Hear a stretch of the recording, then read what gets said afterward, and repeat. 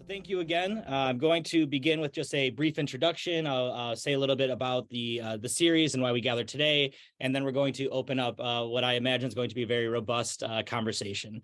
So thank you for joining us today for the second annual lecture on spirituality and justice for the MSU Folio Speaker Series on Spirituality. For those who don't know me, I'm Morgan Shipley. I'm the inaugural Folio Endowed Chair of Spirituality and Associate Chair for Undergraduate Studies in the Department of Religious Studies at Michigan State University. I'd like to begin by acknowledging that Michigan State University occupies the ancestral, traditional, and contemporary lands of the Anishinaabe, Three Fires Confederacy of Ojibwe, Odawa, and Potawatomi peoples. In particular, the university resides on land ceded in the 1819 Treaty of Saginaw. We recognize, support, and advocate for the sovereignty of Michigan's 12 federally recognized Indian nations, for historic Indigenous communities in Michigan, for Indigenous individuals and communities who live here now, and for those who are forcibly removed from their homelands.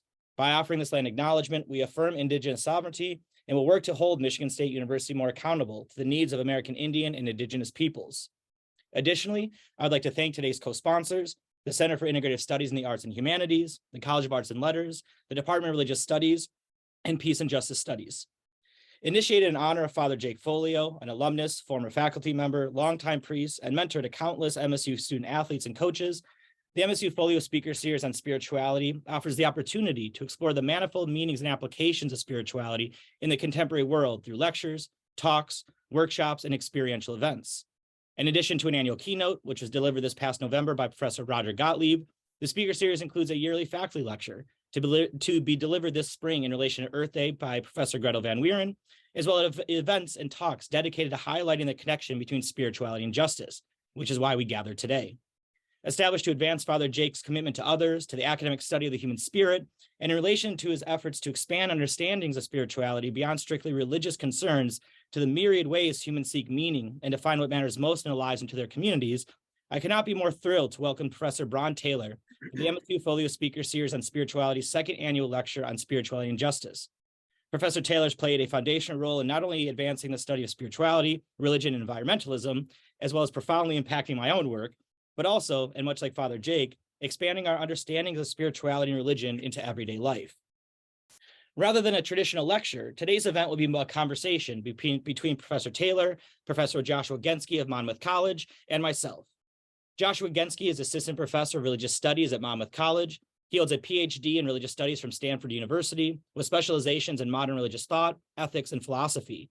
He also holds MAs in Religious Studies from Stanford and Universiteit van Amsterdam, and a BA in interdisciplinary studies from SUNY Buffalo. Positioned at the intersection of religion and culture, the environmental humanities, and the philosophy of religion, his research explores the connections between the history of religious experience, corporeal cognition, and the ecological imagination. Methodologically, his work is grounded in historical critical theory and philosophical hermeneutics. Professor Bron Taylor is one of the world's leading scholars in the field of religion and nature, and a core faculty member in the University of Florida's graduate program in religion and nature, and fellow of the Rachel Carson Center for Environment and Society located in Munich, Germany.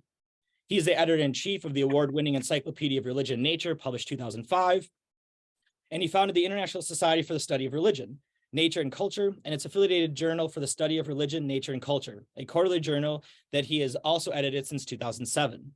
In demand as a speaker, Professor Taylor has given over 50 keynotes or invited lectures in 18 countries, and over 80 more presentations in the United States, not counting dozens more professional meetings. Taylor's own research focuses on the emotional, spiritual, ethical, and political dimensions of environmental movements, both historically and in the contemporary world.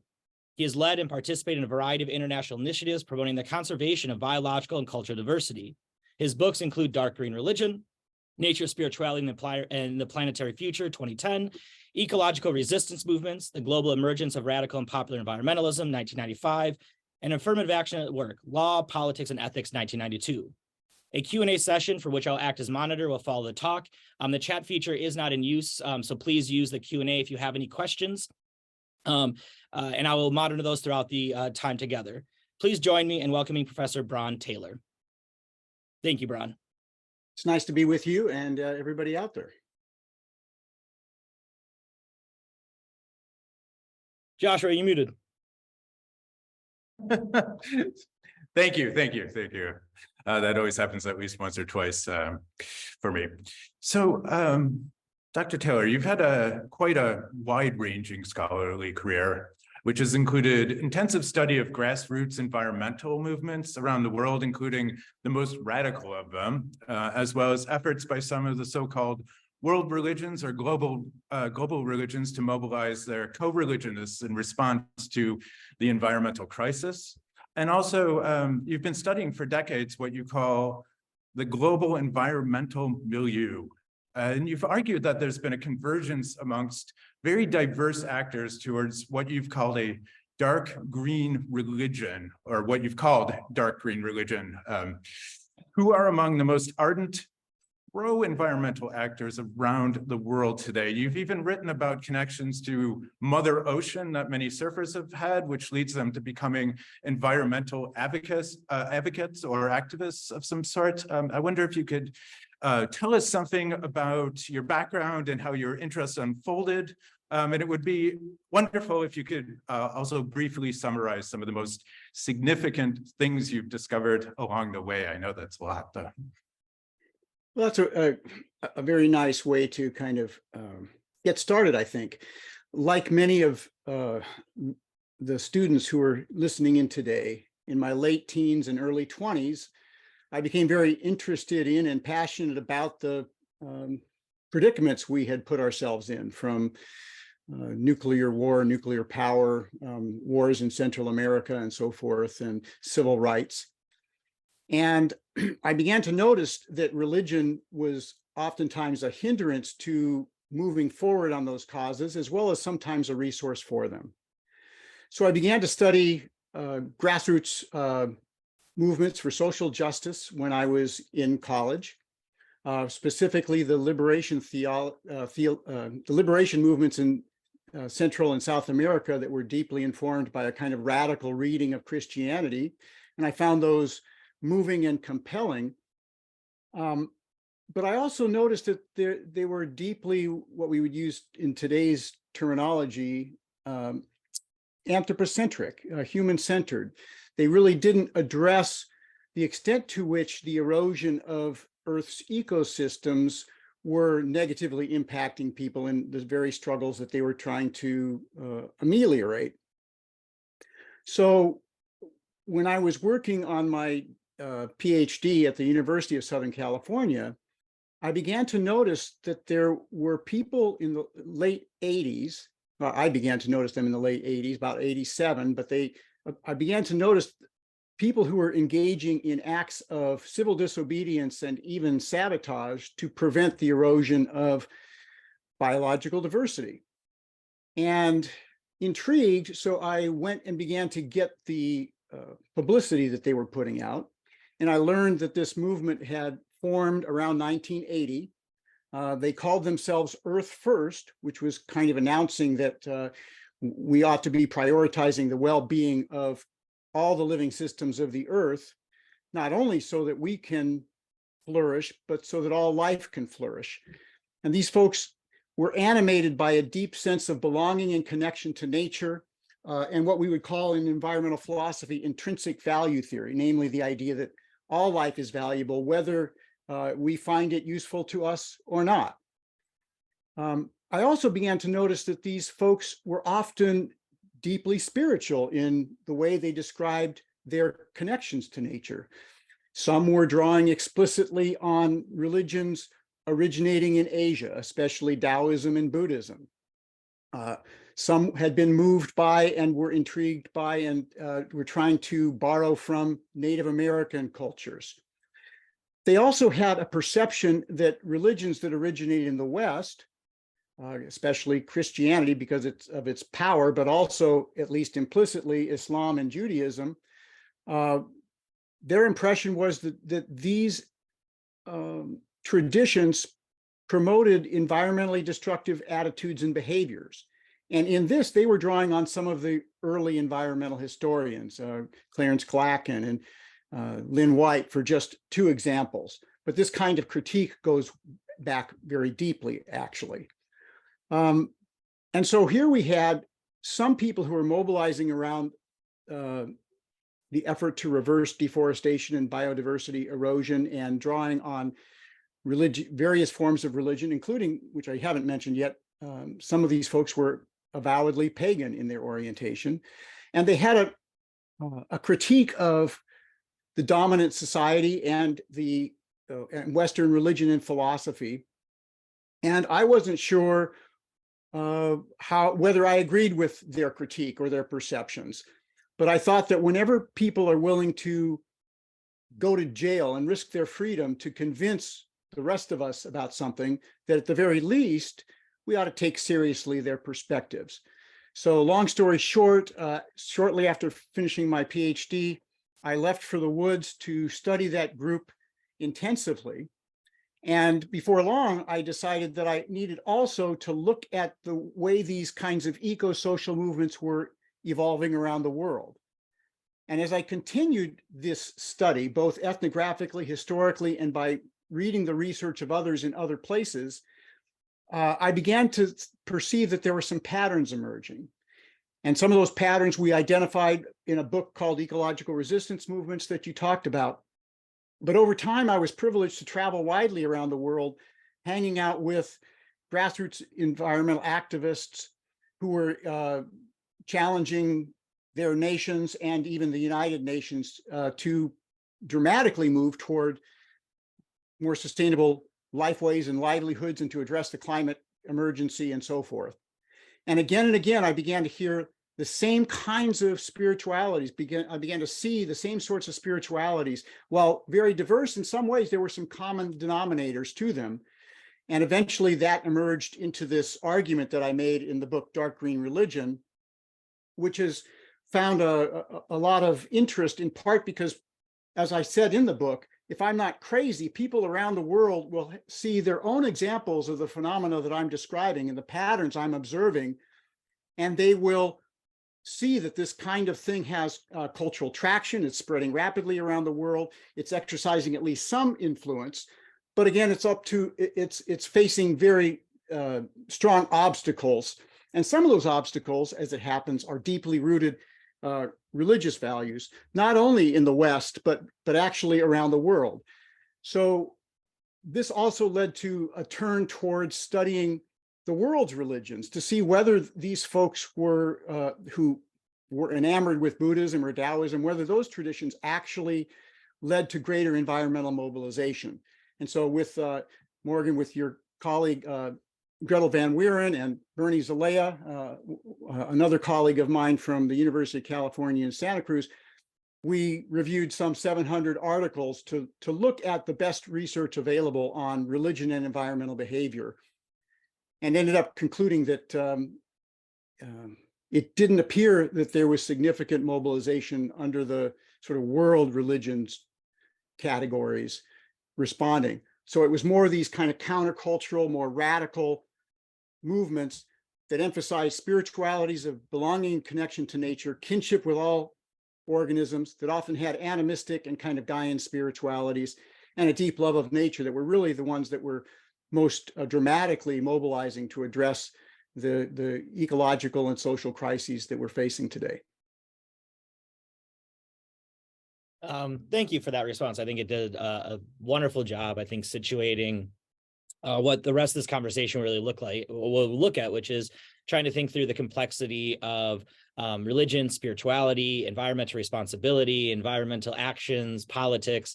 And so I thought maybe what we could do is go through some questions that would help break down for our audience who might be new to some of these ideas, who might not have the background either in religious thought, spirituality, Sure. or some of these environmental movements. You mentioned, for example, Earth Liberation Front. I'm wondering if maybe you could provide a brief history for our audience about the radical environmental movement in the U.S., maybe just a nice framing of what that radical movement looks like. And then that might lead to a question from Joshua about how this connects to, humanity's relationship to the environment. So if you could begin with just a sketching of the radical movement in the U.S. Quite a few years ago, I wrote about the tributaries to radical environmentalism. So the ideas upon which what we call radical environmentalism today had been gestating largely in the West for generations. So I'm not going to go into that. What I'm going to do is start with the advent of what most people understand radical environmentalism to have begun with, and that is Earth First. So in the 1970s, wildlands advocates were trying to work with a process being promoted by the United States Forest Service to determine what remaining areas owned by the US citizens ought to be designated wilderness areas as nature reserves. And they worked really hard. They were really science-y in the way they approached it. They lobbied, and they felt like they got nowhere, that they lost everything. And they felt like it was the extractive industry people and the off-highway enthusiasts who were saying that, who were using religious terminology to say that capitalism is sacred, our right to be anywhere we want in North America is a sacred individualistic right. And these activists felt like they weren't arguing passionately, they were arguing dispassionately based on science and their concern for biodiversity. So they decided that as a counterweight to that kind of fanaticism, often rooted in conservative religiosity, they thought that a radical, passionate, spiritually attuned movement was needed. And so they formed Earth First, and they also thought that the environmental crisis was so grave and the extinction crisis was accelerating so rapidly that it was time for civil disobedience and even sabotage to try to stop the destruction in its tracks was necessary. So from the early 80s, they began some publicity stunts to try to dramatize this. This was also a time with the waning of the Cold War. Activists from the 60s and early 70s were looking for what's next. Where do radicals go at that point? And many from lots of different kind of radical traditions thought, well, kind of resonated with this. And so a lot of radicals from the previous couple decades gravitated toward this movement. This led to a heterogeneity, a lot of diversity in the movement that ultimately led to significant tensions within it.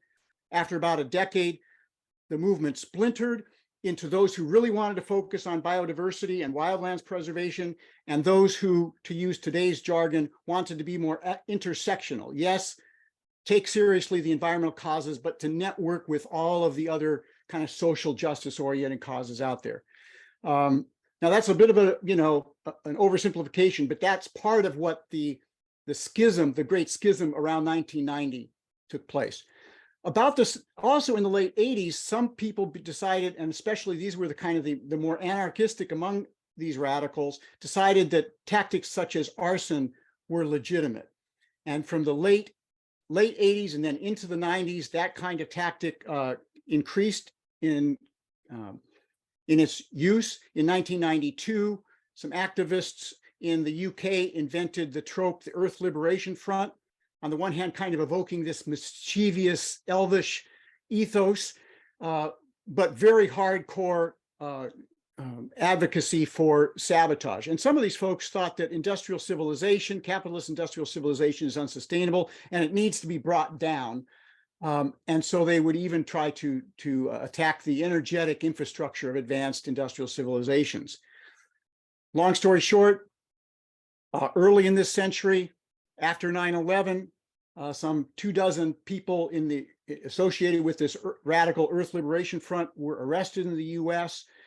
The movement, the radical environmental movement, divided again in the wake of that. Some 2/3 of these activists ended up cooperating with the authorities.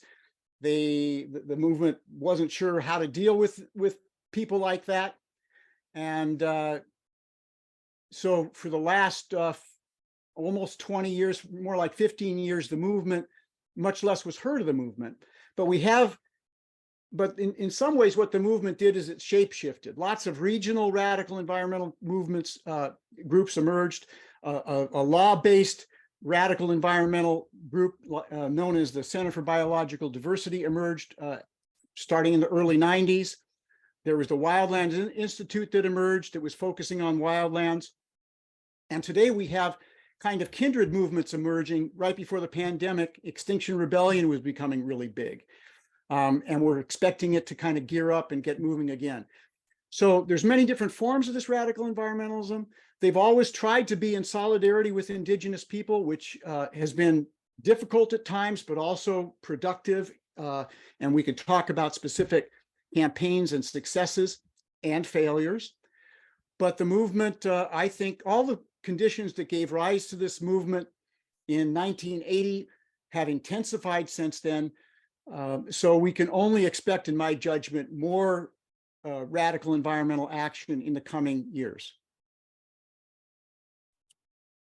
Thank you so much. That's wonderful to hear a bit about the historical context of these still emergent, I think, forms of radical religiosity. And I'm wondering if we could sort of zoom out for but a moment, and I'm wondering if you could just comment on what you think, how you would describe, insofar as one can speak so generally, humanity's relationship currently to nature on a, if we think of a more mainstream level, as it were, as opposed to some of these more countercultural movements. And as a sort of follow-up on that, if you might be willing to comment on whether you think we're in the midst of a radical shift that is still emergent and will become more widespread, or whether you fear that change is still just sort of relegated to the margins, as it were. Well, with regard to to speak generally, our relationship to nature, humanity's current relationship to nature, in a word, I would say it's maladaptive. Many studies have shown that given our growing numbers, increasing per capita consumption, and the understandable aspirations of poor people to move beyond the quest for food security to having greater life comforts and greater fun, at current and future levels, we're clearly exceeding the carrying capacity of the Earth, while dramatically eroding biodiversity and Earth's life support systems. So we certainly should be looking hard at what are the reasons for this kind of maladaptive human societies. And one of the reasons that I think that the study of philosophy and religious studies is so important is that many of the reasons for that disconnection between humans and nature, the failure to understand how we belong to it, how we're utterly dependent on it. Certainly, religions and philosophies play a very important role in our inability to figure out what's going on. I can elaborate on that if you like too, but maybe you have another follow-up.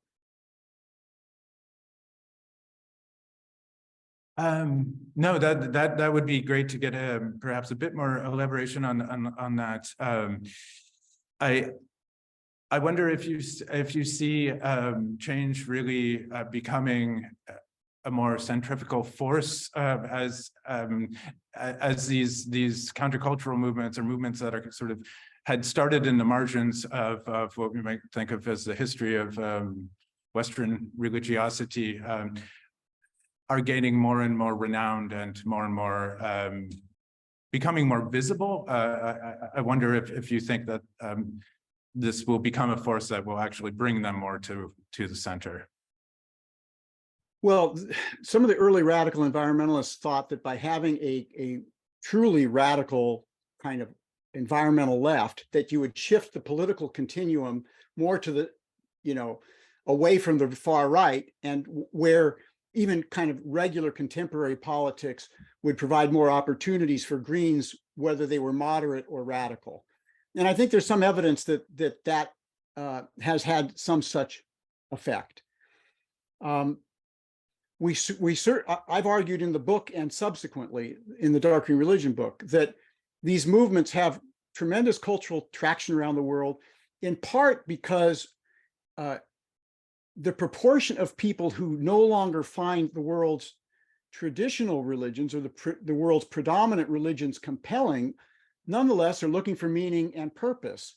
And the data suggests that many people find meaning and purpose in nature. And if you look at the data, where do people put their trust? Well, so many increasing proportions of people will just say, I put my trust in nature. That's almost the definition of idolatry, because in the Western tradition, idolatry, you have to put your trust in God. So you put your trust anywhere else, you're an idolater. And that's spiritually dangerous, even politically dangerous in the minds of many. So these sorts of countercultural movements have been starting from a fairly small part of the human societies in which they're situated. but the cultural ground is fertile for them, in part because of growing secularity, the desire for people to find meaning, the increasing environmental alarm around the world, and the fact that many young people are aware of the grave threats to their own existence and flourishing futures by the climate crisis, and to the extent that they also understand that that's deeply related to the biodiversity crisis. Many of them are getting uppity. And so where do you go? Well, you tend to, if you care about these things, you're going to tend to gravitate towards these social movements. And then what happens in these social movements, these are incubators for ideas. These are places where people, this is what I call the environmental milieu, where people come together who are concerned about these things, and they learn from one another, not just strategies and tactics, but they learn the critiques of the world's predominant religions that are there. They learn about alternative spiritualities, paganism. They learn respect for indigenous societies. And there's also many people who are entirely secular or naturalistic who are drawn to these movements, but nonetheless, they have a sense that nature is sacred, and they tend to use religious terminology when talking about what are their ultimate concerns and in talking about their love of nature. And that sort of reveals that there's a very blurry line between what we have traditionally called religion, which a lot of people think for religion, you have to have invisible divine beings of some sort, and other people who don't feel that way at all. So one of the things I do in the Dark Green Religion book is I talk about how for many, that there are people who are finding, who are expressing and promoting and feeling deep connections to non-human organisms in a way that we could call them animists, and some of them self-identify as animists. And some of those people are entirely naturalistic in their animism. They get to this relationship through science, or the science of ethology, through evolutionary biology. And some of them are more conventionally religious in some ways. They think that there's spirits in the trees or something like that. And same thing with this kind of dark green perception of the interrelatedness of all life within the biosphere, which is increasingly referred to as Gaia, the ancient Greek goddess of the earth.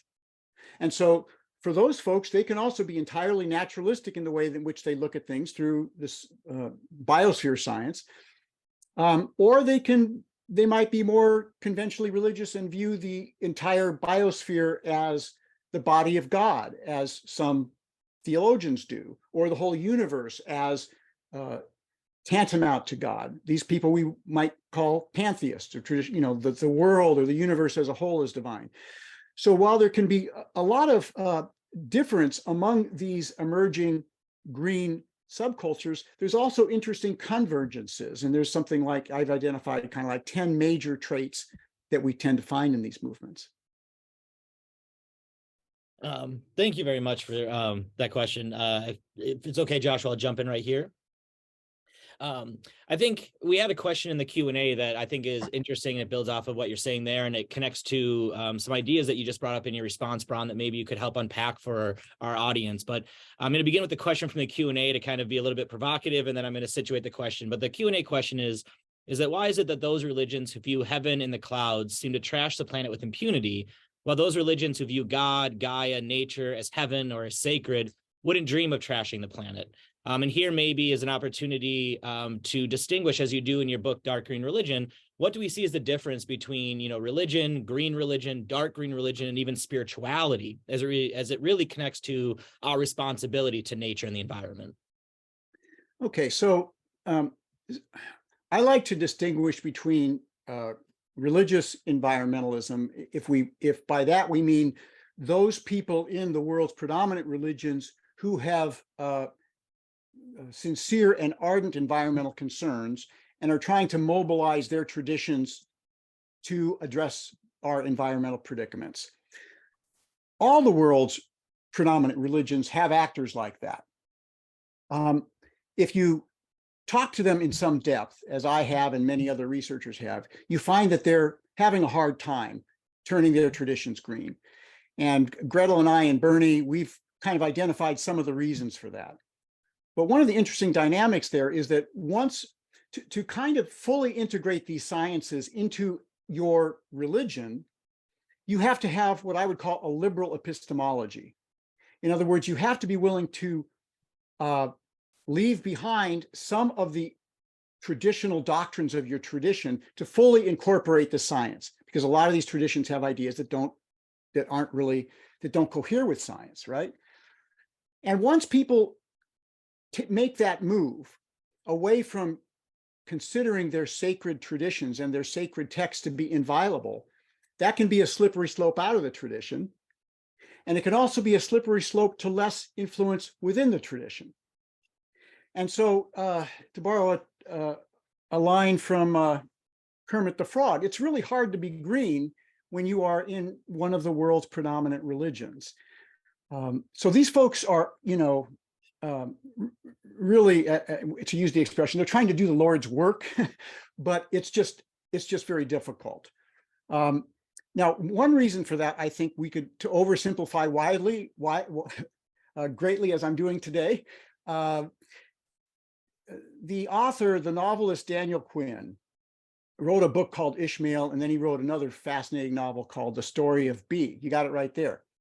And in it, he says that all of the world's predominant religions are religions about divine rescue. The Abrahamic religions tend to want to rescue us from this world, which implicitly or explicitly devalues it, at least in some way. It's penultimate, even if we're to be good stewards, and there's those sorts of doctrines. And consequently, the religious priority tends to not be focusing on the health of the biosphere. The traditions that originated on the Indian subcontinent tend to have, on the one hand, they tend toward passivity, given the kind of doctrine of karma. So where you are in the social hierarchy is sort of where you belong. So that kind of works against a kind of prophetic and activist orientation. But also this kind of attitude that the world is a world of suffering, and through religious practice, you can be released from the cycles of suffering. Well, that's a pretty negative attitude toward earthly life. That's really the opposite of what we find in dark green religion, which embraces the biosphere, speaks of life as a miracle, and wants and recognizes that that life can be ecstatic, and that even in death we can valorize death, because that's always the wellspring of new life. It's part of the cycle of life, right? Just like the Lion King, just like Simba taught us, right? So anyway, the worldviews are really quite different. And I would argue that starting from a small place, these kinds of dark green spiritualities cohere more with contemporary scientific understandings than religions that evolved thousands of years ago, and all of those, by the way, they are agricultural religions. And consequently, they tend not to be too fond of those organisms that are predators on our agricultural domesticated plants and animals, right? So you can analyze the sacred texts, and you can see that really there is not a robust biodiversity ethic there, no matter how hard some people try to cherry pick their traditions to claim that they in fact are. Thank you, Bron. You're welcome. I think this is some of the comments that you've made. So in your last answer, situating in some sense, foregrounding the potential that dark green religions have to foster particular relationships with the modern human world that really are quite have a lot of potential, a lot of positive potential. But given the title of today's conversation, which points to radical politics, I wonder, and also kind of glossing a few of the comments I'm seeing popping up in the Q&A, if I understand correctly, the descriptor dark green appended to religion points at the sort of the passion behind this and the depth to which these religious attitudes take nature seriously and take that relationship seriously. But I believe, as you've remarked in various texts, that it also hints at a potential shadow side. And so I was wondering if you could maybe say a bit about what this moniker of radicality or the radical means Sure. to what potential dangers you might see in that. Of course, anybody who's paying any attention can see around the world that radical political movements can be exceptionally dangerous, right? And religion can be and often is a very dangerous phenomena. Religion tends to categorize people into categories of, superhuman and holy people and regular people and subhuman. This is just a long-standing kind of dynamic in religious traditions. So part of when I made the title dark green, I wanted to capture that ambiguity. On the one hand, dark means deep ecological, a view that all life has value apart from its usefulness to human beings. So this is in contrast to reform environmentalism, that you care about nature because we need it. But it's also dark in terms of danger, as you suggested. It has a shadow side. And whenever we're looking at social movements, we should be alert to excesses, to dangers. And of course, the adversaries of these movements say, often on religious grounds, that these are spiritually dangerous, or they say it on economic grounds. These are economically dangerous. If you follow these people, we'll soon all be starving. So it's important to look at the shadow side of these movements. Well, what might they be? Well, we've talked a little bit about the Earth Liberation Front. We've talked about people who want to are convinced that we should bring down the energetic infrastructure of society as we currently know it. People can make their own judgments about that, but many people would view that as a danger. But there's also a kind of deeper philosophical thing that goes on here. Whenever a philosophical or religious ethics focuses on wholes, the danger is that the individuals within the wholes, their well-being can be overridden in the interest of the broader whole. So radical environmental movements tend to focus on the whole, the well-being of the whole biosphere, the well-being of whole ecosystems, the well-being of the species within them. And some people fear, not without cause, that individual rights, for example, individual human rights, might be eroded in order to promote the well-being of the whole. This even leads to charges that radical environmentalists are eco-fascists or eco-terrorists. And I spend a significant amount of time looking at, okay, how dangerous, how likely is it that these kinds of holistic environmental ethics with their spiritual undertones might be dangerous? And I argue that it's a high bar when you have a view that all life is sacred to countenance repressive actions that can hurt people or other organisms. You want to try to make it so that all life can flourish, right? That doesn't mean that there aren't hard choices. That doesn't mean that if we're going to deal with the climate emergency, that there's going to be sacrifices that are going to need to be made. But clearly, these social movements would like those sacrifices to be made by plutocrats and authoritarians, not regular people.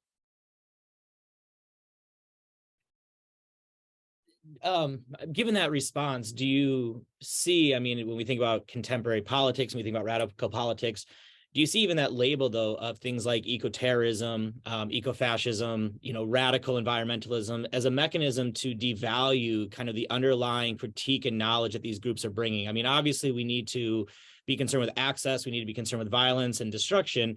But is there a tendency you see within, let's say, environmental movements to ascribe something as radical or as fascistic or as terroristic in order to not only devalue that movement, but also kind of to change the discourse away from their underlying critiques that lead to the ways in which capitalism, for example, exacerbates environmental catastrophe, the way that certain religions and their dominionist claims over the world kind of add to that. So do you see those labels problematizing our ability to respond to the crises we face?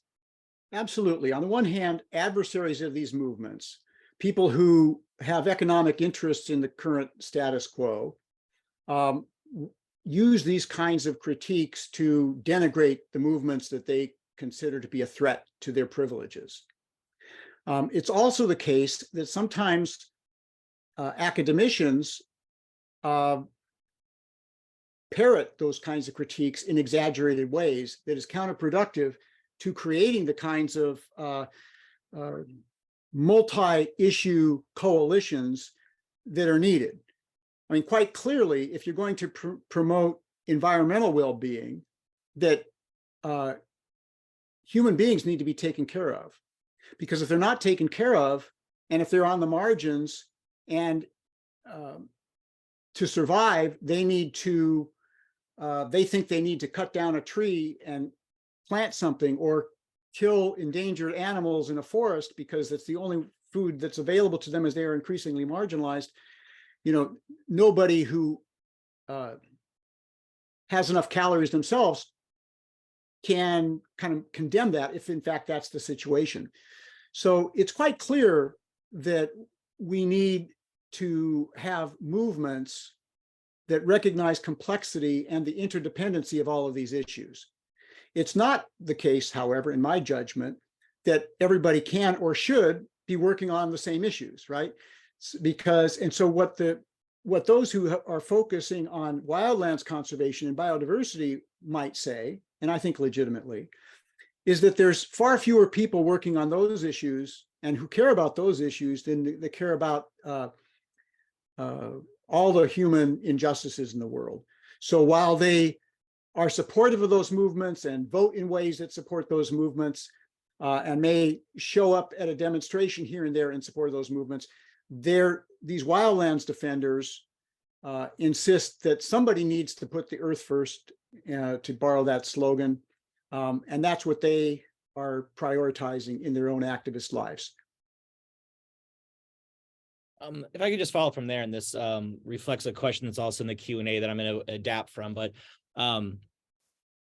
you know, outside of the way in which we might emphasize these kind of spectacular moments of, you know, environmental of movements, I'm wondering more broadly, when we think about spirituality, when we think about religiosity, where do we see an effort to change the way in which humans relate to the natural world? How might individuals who are raised within a setting that says the environment or nature is something for us as humans to use, it's something for us to consume, we are separate from it, how might those individuals find a way to think differently about their sacred interconnections to nature and our place and our relationship to nature itself? I think anyone who is moved by these sorts of movements and trends and feels affinity with them, they need to find there was an old book called Communities of Solidarity and Resistance. Blanking on the authors now, I think it might have been Sharon Welch. And that's a good expression, communities of solidarity and resistance. So where are you on the land that, you know, where do you live? I've talked about the kind of radical environmental movement in terms of Earth First, but there's other forms. Emerging with force at the same time was something that became known as the bioregional movement. And this was a movement that was less overtly political, but was working on creating sustainable models in communities. And the ideology there was that people who, and the perception there was that people who live in a place, in a bioregion, in a watershed, are better able to learn the lore and to understand the ecosystem there, and to figure out ways to live there sustainably. There's tremendous kind of religious and philosophical sophistication going into this kind of thing. And in California, tremendous, especially in California and elsewhere in the West and spreading elsewhere, experimentation in the back to the land movement in that regard. Now, today, there's lots of different forms of this: permaculture, regenerative agriculture, people going back to the land, trying to create ways to sustain human life in ways that doesn't degrade the rest of the living world. So that may be, people have to look at their own skill sets, their own personalities, their own regions, and figure out where they can fit in and find a community to be mutually supportive and to grow with.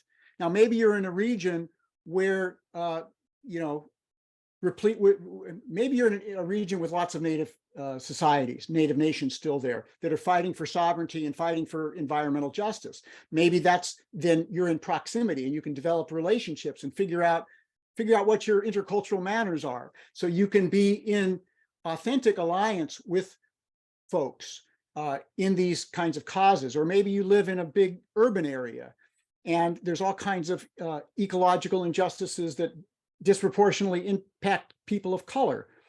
If you're, whatever your ethnicity, you can be involved in those kinds of causes where you are.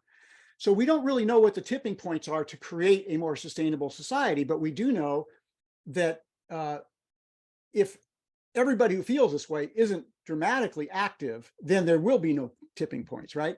And we do know, and one of the Dark Green Religion book is about as optimistic a book as I could write, because we see, even though the odds are long, there's not a lot of time to avert the worst of what's unfolding, the counter movements are rapidly unfolding. There's tremendous cultural creativity going into awakening, evoking, and reinforcing human connections to nature. And they have tremendous cultural power. As you know, I have some slides I could show that would kind of give people a little bit of a panorama about that if we have enough time.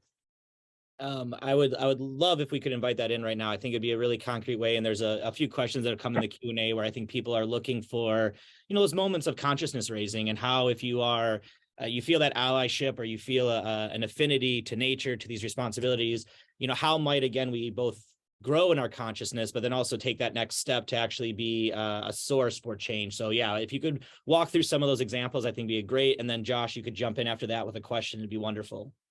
Sure. Okay, can you see that slide now, everybody? Dark green religion is spreading globally and rapidly? Yeah. Perfect. Okay, so this will be, I've done this kind of talk all over the world, and I could go on and on and on and on and on with examples from exceptionally diverse places, but I'm just going to give you a little bit of a taste, okay? And I hope this will be interesting and maybe even a little bit of fun. Okay, so here are the main traits and characteristics of what I've called dark green religion. The idea nature is sacred, all living things have intrinsic value, all life forms share a common ancestor. We all evolved in the same way, and thus we are literally kin. We are biologically related. All lives interconnected and mutually dependent. These movements and these people have deep feelings of belonging, connection to nature, a humility about the human place in the world. And they also tend to think that the best way to get to these kinds of spiritualities is through direct visceral sensory experience in nature, but also the sciences, which displace human beings from the center of the universe and challenge the notion that the world was made just for us, are important for many. And the arts can evoke similar perceptions, even for those who don't have the privilege of having access to biologically attacked ecosystems. Also, death is not to be feared, but embraced as a wellspring for new life. Typically, people have had experiences of awe and wonder in nature and a love for it. Okay, so those are the main things. I've already mentioned this, the heart of this chart, that there's kind of animistic and Gaian forms of this. This is all laid out in the book, which I won't belabor right now. But we see this all over. Here's an advertisement from Sanyo saying, we're going to take a kind of understanding of the interconnectedness of all life, and we're going to try to build our company based on this kind of Gaian philosophy. That kind of breaks my brain when I see that. But I find Gaia all over the place. Here's a cover from a student magazine in California, in Pete's Coffee. So people are drawing to this. Coffee table books like Eye to Eye, describing the way many people find through eye-to-eye contact with non-human organisms, agency and value there. And I created this trope, eye-to-eye epiphanies. Many people have awakenings through direct relationships with non-human animals through eye-to-eye contact. There's a whole kinship series that has been a book on kinship that takes this as an important path. As a lifelong surfer and former ocean lifeguard, I know that subculture very well, and I know that for some people, nature is, and the ocean, they refer to the ocean as Mother Ocean. They talk about going surfing as going to church, just as a park ranger friend of mine calls his every time he goes out to shoot pictures, he says, I'm going to church. that kind of religious terminology is common, at least for those who we might call soul surfers. This is spread around the world. When I wrote about surfing, that stuff went viral. It was translated into a bunch of different languages. And many people consider surfing and even surfboards to be kind of a technology of the sacred that lead to liminal experiences of belonging and connection to nature. Here's the Two Oceans Aquarium in Cape Town, South Africa, where you walk in and immediately you're confronted with the idea that the ocean is sacred, that whales can reawaken a sense of spiritual connection to the living universe. Museums often construct experiences and aquariums to evoke awe and wonder and love of nature. As here, that was all in South Africa. This is in Monterey at the Monterey Bay Aquarium, just as one example. Motion pictures. There's no greater kind of radical environmental film than Avatar, and of course, exceptionally a huge blockbuster. And I did a book about it with others, that documented the way in which that was emotionally wrenching and also mobilizing for some people. There's the cover of the book, Avatar and Nature Spirituality. People like Carl Sagan and his early documentary on Cosmos, and his protege, Neil deGrasse Tyson, expressing wonder in the universe and the biosphere, and a sense of the sacred in both processes. Museums around the world, like the Hall of Human Origins in New York City, stressing biological kinship, spotlighting how we share 98.8% of the same DNA as chimpanzees, looking at homologies, the limbs between our own species and other species, showing very graphically how we share ancestry with other organisms.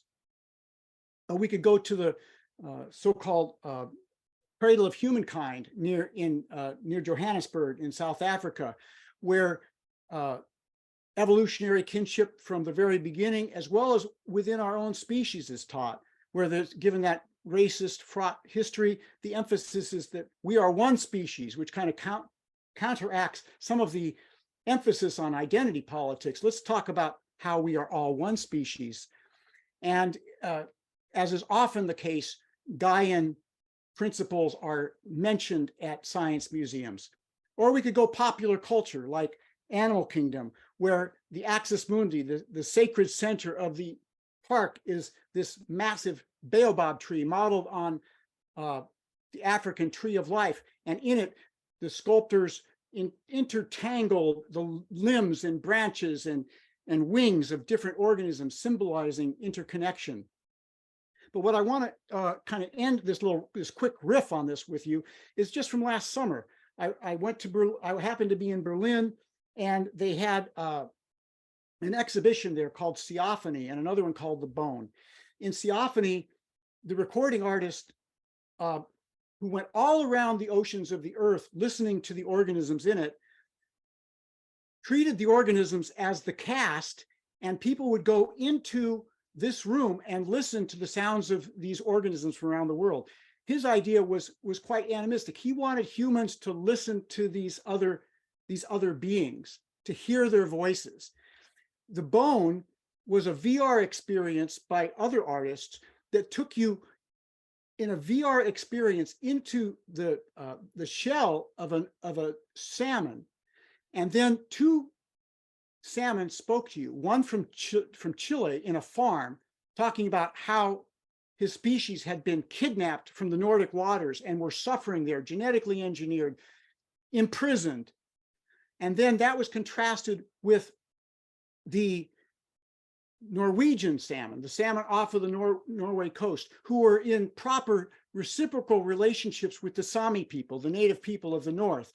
And it was woven in with Sami songs and Sami myth about their relationship with the salmon.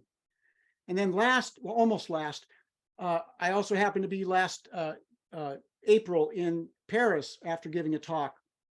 And I noticed several exhibitions that were kind of expressions of this dark green spirituality at the World of Networks, which really started off looking at technological networks and science about that stuff. Then it turned to biological networks, notions that of the communications between trees and so forth. But then there was this remarkable voice from the tree world, which I'm going to play 4 minutes of it for you. So, because I can't talk about it in the way that this tree is going to talk to you for 4 minutes. I can't give you a visceral feeling for it the way this beautifully produced excerpt does of a 15. I'm going to give you 4 minutes of a 15-minute presentation that was absolutely mesmerizing to me and blew my mind. You probably are surprised to hear me speaking. You've always imagined us as incapable of intelligence, language, empathy. You can think of me only as a raw material to build your world. You have spent the last years and decades trying to acknowledge the rights of animals. You have extended your human privileges to them. Now, we are claiming those rights. To you, I am Quercus. I am a deciduous tree. That means I throw away my leaves during the winter. This allows me to resist the seasonal cold much better, and to live where other comrades cannot. The fact that I can get rid of parts of my body must be incomprehensible to you. You guard every inch of your body jealously, because if you lose it, you can no longer grow another. I'm throwing them away because I can rebuild everything. My body is a constant accumulation of tissues, an alternation of dead parts, wood, and living cells. There is no struggle between the living parts and the dead ones in us. Death is not an external event which we must oppose or escape. My body is with you and in your life in the most unexpected forms. I am the chair in which you sit, the table you use to write, your wardrobe, your sideboard, but also your most ordinary and extraordinary tools. We are in you as much as outside you. You just have to breathe. The oxygen that is contained in the air you inhale at any time is only a byproduct of our metabolism, and yet it is only through this detritus of our existence that you are alive. To breathe means immersing yourself in our life and being penetrated by our aerial selves. Every breath is an intimate communion with us. Our whole body is built on the energy coming from outside of the closed system you call Earth. We get our food from the sun. For us, to build a body means to capture energy from the stars. Every tree or plant is therefore an agent of assimilation of extraterrestrial matter into Gaia's mineral body. It is only through our act of cosmic digestion that you can assimilate nutrients. I hope it is clear at this point. We fabricated the very conditions for your existence. Wood is not just dead fabric that gives structure. It is also, and above all, a historical archive of the Earth's climate. This is why we are not extraneous to your culture. We are archives of the climate that record every slight variation in the environment. We are taking notes of what you do. You just have to pay more attention to our language, the way we communicate, the way we are.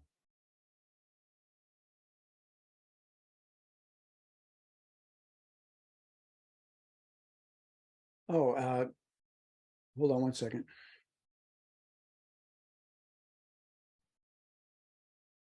Okay, are we back on just regular screen now? Yes. Okay, so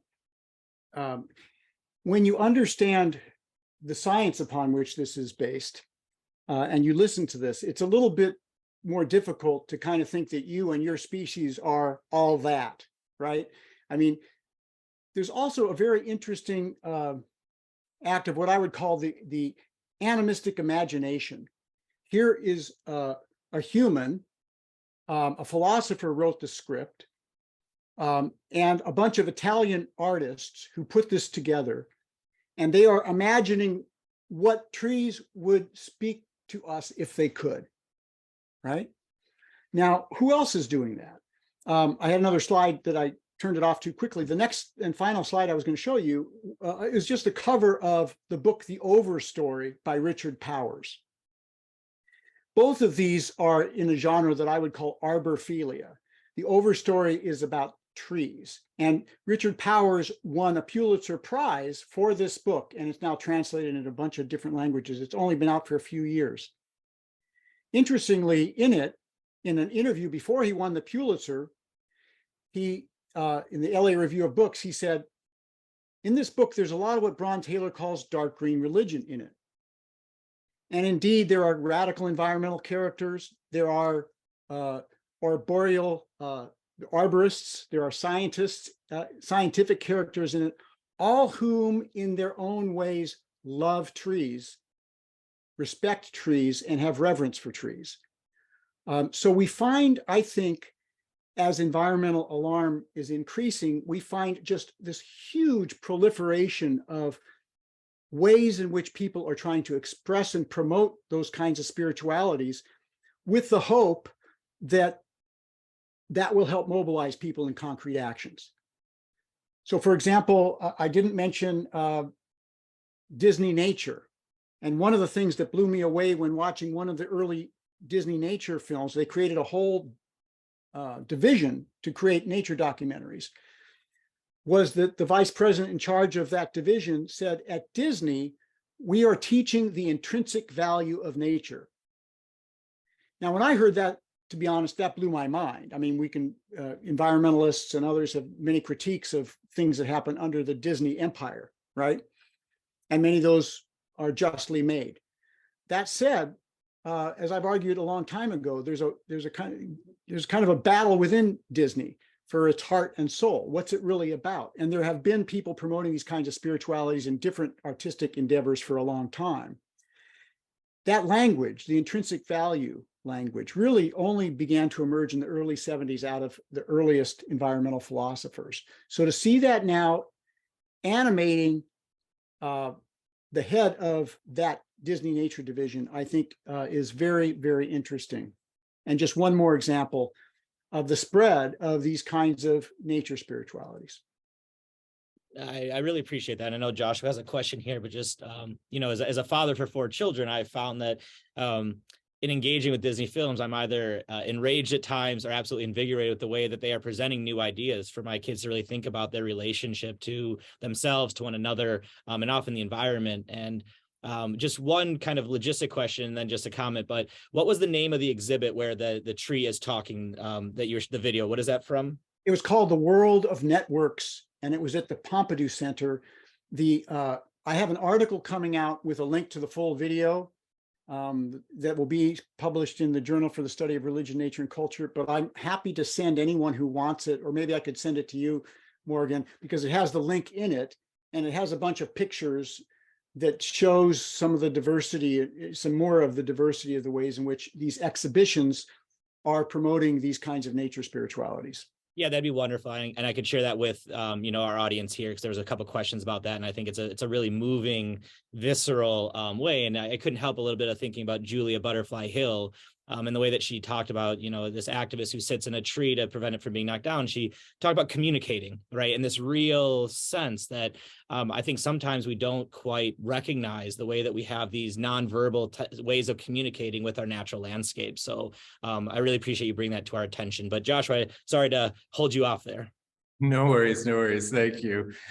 So looking at some of the questions that are being put up, I'd like to kind of synthesize a few and ask them under the rubric of what, as far as I understand, we've been talking in a lot of ways about paths towards what we might say the liberation of nature, or ways in which hearts and minds can be changed and potentially folks can be mobilized to make actual shifts on the material level.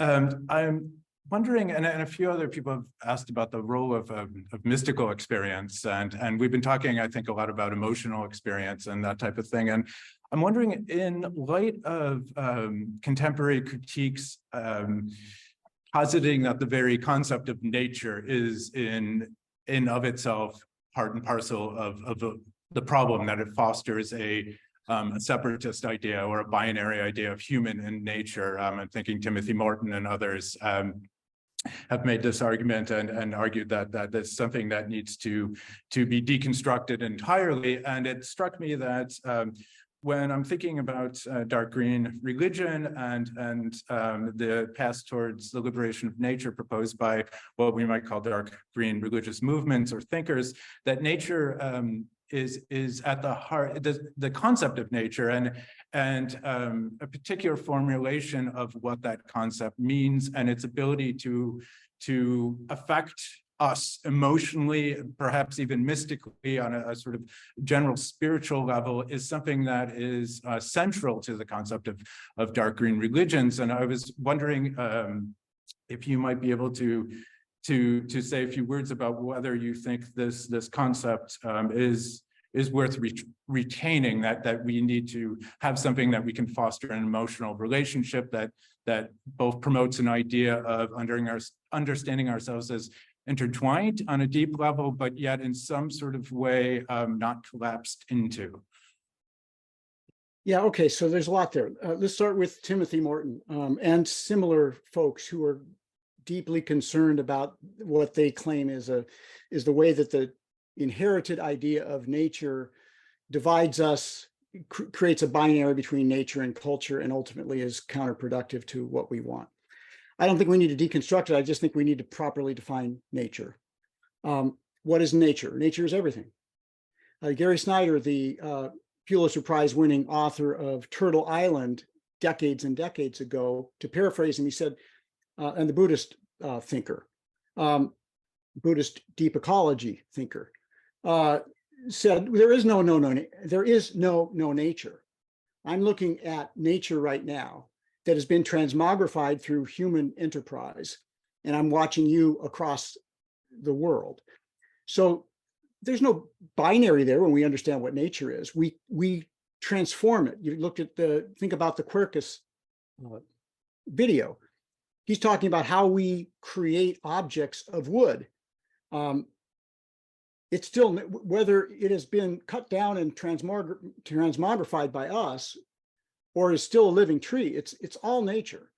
And when we recognize that everything is nature, then the responsibility just redounds to us to be careful about the ways in which we relate to all of it.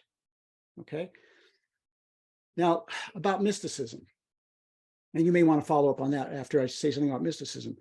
Many people who have these kinds of feelings have had profound mystical experiences. What are mystical experiences? Perhaps the classic mystical experience is having a feeling of belonging to all of it, being a part of all of it. Sometimes people talk about an oceanic experience of being connected to everything.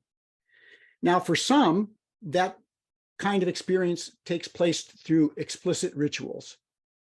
For others, many people I've talked to, they're just kind of homegrown nature mystics.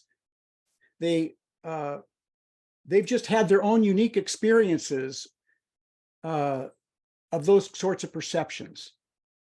Some people, and no small number of people who have had experiences with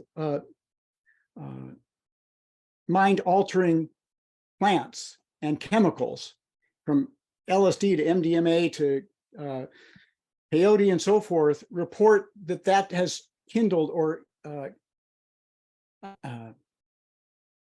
been important or even decisive in their own sense of belonging to all of it. And of course, we're beginning to get more and more actual research that shows the ways in which such experiences for many can help them cope with existential life crises and so forth. There was that old movie, what was it called? David Carradine, the Kung Fu, right? Where this, I guess it was a Taoist guru would walk around the world just dealing with people. And one of the slogans was, "There's many paths, grasshopper," you know? And when I think about the paths to these kinds of spiritual perceptions, there are indeed many, many paths to them. If anybody out there is resonating and feels affinity with anything they've heard today, and we just had a little poll, what have been the important or decisive moments in your own path to such feelings and perceptions and emotions, we would get a lot of diversity. But we would also begin to see some commonalities, I think. Thank you. And I have many follow-up questions, but I also want to make sure we get to the Q&A section. So did you want to start that, Morgan? Or? Well, you do a quick follow-up, Joshua, and then I'm going to go through really quick and kind of collate these. Okay, excellent. Thank you. No, I think that does make a lot of sense, that there's something in that sense. It seems to be that it's a question of defining what we mean by nature and forging more positive relational definitions to nature. I'm curious then, in the sense of, in your research on dark green religion, have you found that some sort of experiential dimension lies at the core of whether we want to define that as mystical, a very vague and mystifying term, or something that is emotional, or something that is, you brought up many times, just a sort of evoking a sense of wonder in the face of nature that in a sense makes us rethink the way in which we've been interacting with the more than human world.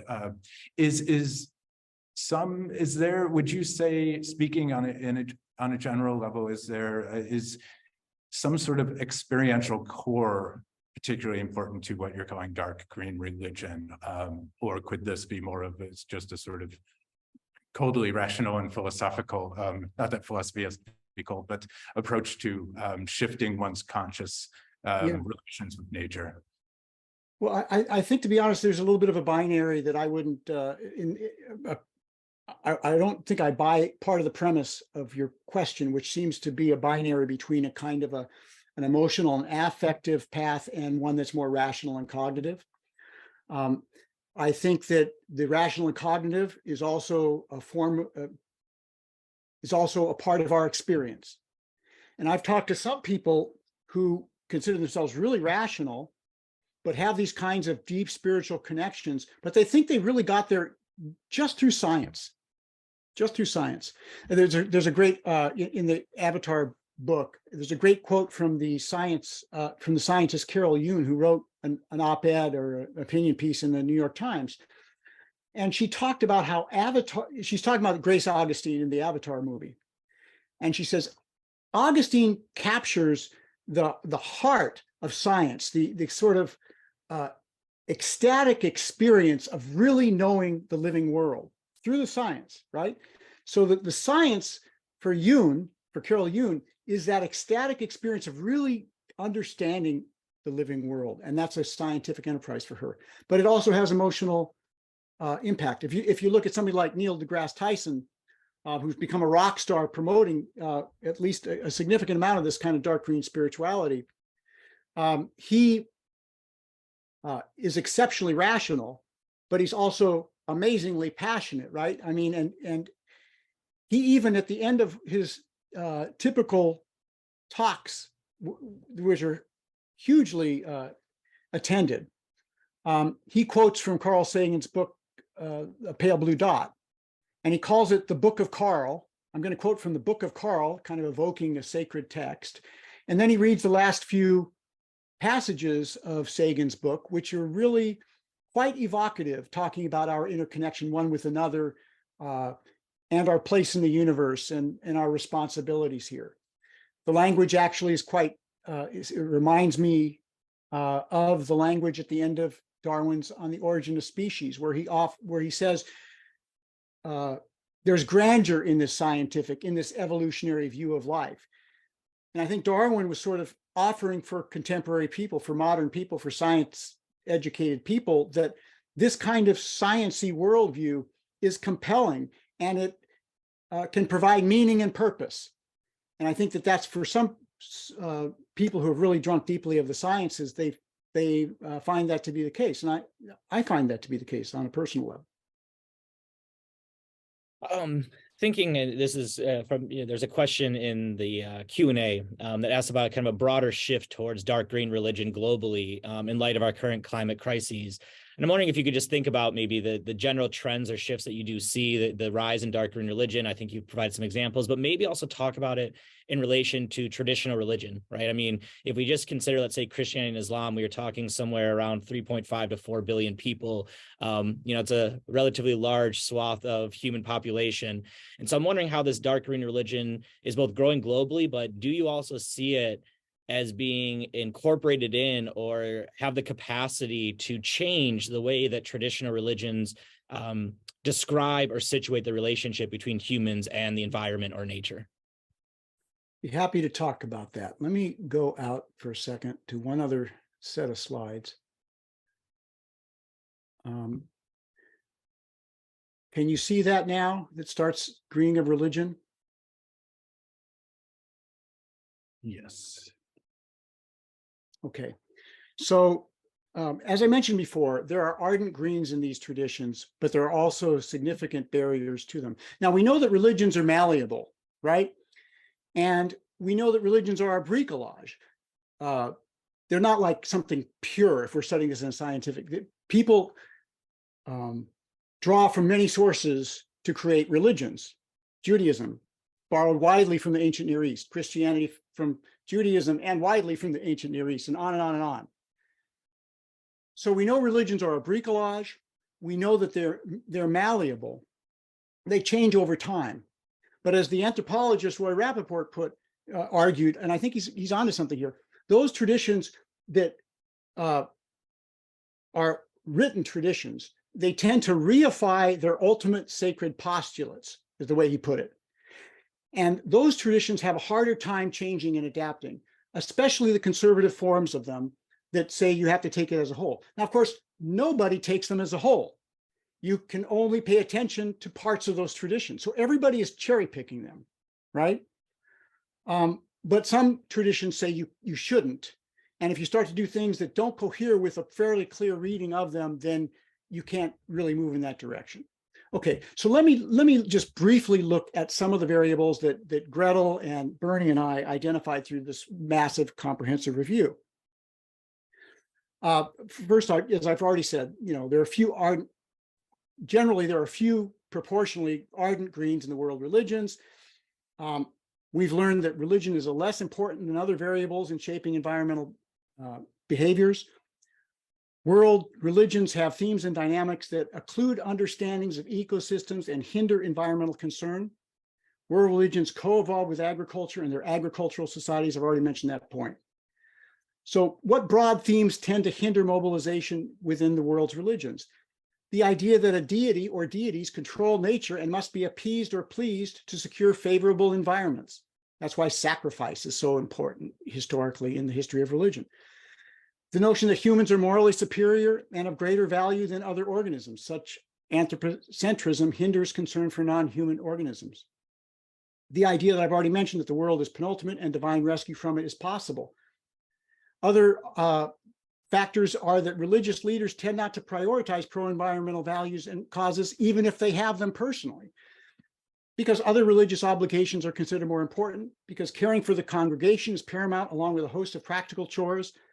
Environmentalism, with its scientific focus and sometimes with its love of nature, is viewed by many as spiritually and politically dangerous, so religious leaders avoid it because it can be divisive in a congregation. Even when present, environmental values are typically restricted to areas of personal or congregational virtue, such as recycling, rather than promoting systemic change. We could also talk about why then there are some who are optimistic about the world religions turning in this kind of green direction. And I personally have some thoughts on that. That oftentimes religion scholars and scholars in general, they may be religious themselves. They may have positive assumptions about religion. And that can lead many to ignore or fail to notice the way religious beliefs and practices can hinder environmental mobilization. There's often a need that we all have, right, for hope, both about beloved traditions and for the earth.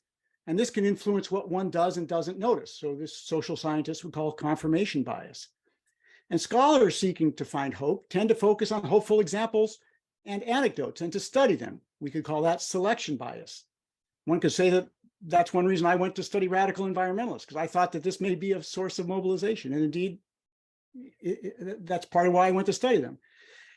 And then some people argue that we should be optimistic about these traditions because that's a way, even an inaccurate strategic essentialism about the possibilities here could be a kind of prefigurative politics. Okay, and I've also talked about how there are, in many traditional societies, there's a greater tendency to be mobilized on these kinds of issues, and we can go into that. Well, probably not today, but there's some evidence there. So that's just a quick run through of some of the highlights of why it's hard to be optimistic about these world religions mobilizing dramatically. We don't have a lot of evidence that it's happening. We certainly need it, right? But in some ways, you can think about it this way. We can think about it like a Durkheimian social scientist. Religions do tend to reflect the societies in which they're situated. So if you're looking for people, for the world's religious traditions that evolved thousands of years ago to exercise leadership toward a more sustainable world, you're probably barking up the wrong tree. But we don't need them to be leaders, even though religious people are supposed to be moral leaders, right? We don't need that. What we need them to do is to get out of the way and to join the bandwagon. Okay, so we do see some evidence that as the broader societies are more and more concerned about the environment, we could speak metaphorically, the earth is speaking louder and louder, demanding that we pay attention, or we and everything we care about is going to suffer. So religious people are inevitably going to become more concerned and more green. The data suggests that very few of them are going to be more green than the norm. There is some evidence that there's liberal sectors within them, and maybe the ones that are closest to the earth, like the greenest Christians, appear to be Catholic people of color, for example. So this is all complicated, right? But so there is some evidence, and we have reason to believe social scientifically that the world's religions can come along, and certainly the intelligentsias within them that are working hard to bring them along can play a role here. But we also know that even the greenest pope you could possibly imagine has not had a great deal of influence on his flock. And we have data on that. And the priests tend to not emphasize his remarkably strong pastoral letter on the environment. So if even the Pope is not going to be taken very seriously on these things by the masses whom he is the shepherd of, then at least near term, we really don't have reason to expect that they will exercise a leadership role in the cause of conservation and sustainability. I wish I had I know I'm Dr. Buzzkill on this kind of analysis, but I am trying to follow the facts. But I think that's an important aspect of this, right? I think that on the one hand, there's a tendency to think in sensational and often very, visceral, emotional ways in terms of the environmental crises in nature, but not necessarily follow that up with the realities of what's happening, both, at the level of nature and the environment, but also the different ways that people, constituencies, religions, communities think about and engage with the environment. And I think that data, while potentially, like you said, it might be a bust, it's also what the data tells us. And in light of that, we can then think about how, like you said, there might be new sites, new leaders, new areas that can help bring these traditions that are mired in their sacred narratives to a new understanding. And I think part of that, and this was a question in the comments, is, how, and you brought this up a couple times in terms of race, we can talk about environmental racism, but the role that white privilege assumes in the relationship to the environment. And so, we're right at 11:59. I want to be respectful of Dr. Taylor's time. I want to be respectful of Joshua's time. I want to be respectful of everyone's time out there in the virtual world that we have. So with 1 minute left, I just want to, say thank you very much, Bron, for spending this time with us, for taking the time to work through these, taking our questions and the questions from our audience. I'd like to apologize for people in the audience who we could not get through all the Q&A. We will be providing follow-up after this talk. You'll get an email from me with some more information. I'll share with you some of the resources that Professor Taylor had. Again, we want to thank you all. And Bron, I cannot be more appreciative. This was, I think, the exact type of talk that we needed. And while you might say a buzzkill, I found a whole lot of inspiration throughout your talk. So thank you very much. No, you're welcome. And thanks for the invitation. And I'm glad to be with all of you and with people who give a damn about these things. That's encouraging in itself, isn't it? Absolutely. Yeah. Thank you. Thank you all. So you'll receive an email from me. If you have any comments, questions, suggestions, please let me know. And if you have anything that you really want to pass along to Dr. Taylor, I did create a list of the Q&A questions that I could not get to. I will try to respond to some of those myself. But if you really have any questions, feel free to email me, and I'm happy to act as a conduit to try to get you some of those answers. So thank you all again for your attention. Thank you endlessly, Bron. Thank you, Joshua. And hopefully we will all see each other sometime, maybe outside of this virtual world, back in nature, all connected to one another. Hasta la vista, everybody. Take care. Thank you. Bye. Bye.